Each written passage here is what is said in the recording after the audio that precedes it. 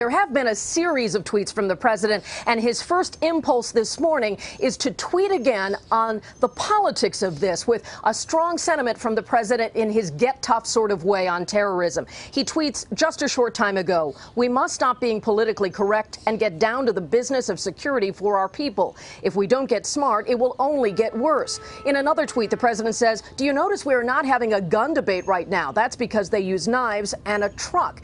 This is the sort of impulse and sentiment from the president this morning. But of course, he also did the more traditional thing. He reached out to Theresa May, the British Prime Minister, spoke by phone and offered the prayers and support of the United States. That happened not long after the president was briefed by his security team.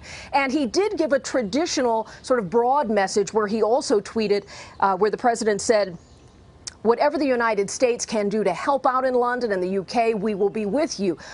God bless." But let's look at this again. Notably, before the president offered that comfort, he made yet another political statement. And this one has to do with one of his most controversial policies. The president was tweeting here where he said, "We need to be smart, tough, and vigilant. We need the courts to give us back our rights. We need the travel ban as an extra level of safety."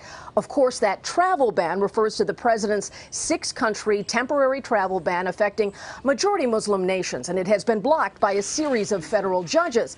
But just Thursday, the Trump administration asked the Supreme Court to intervene. The court now includes the president's appointee, Neil Gorsuch. The Trump administration is asking the court to allow the enforcement of the president's travel ban, which would block visas for 90 days and stop the refugee flow. Now, clearly that policy, a big campaign promise, was on the president's mind, and so was his frustration that he's not been able to enforce that executive order. President Trump argues that the U.S. needs better control over vetting individuals coming into the country for national security.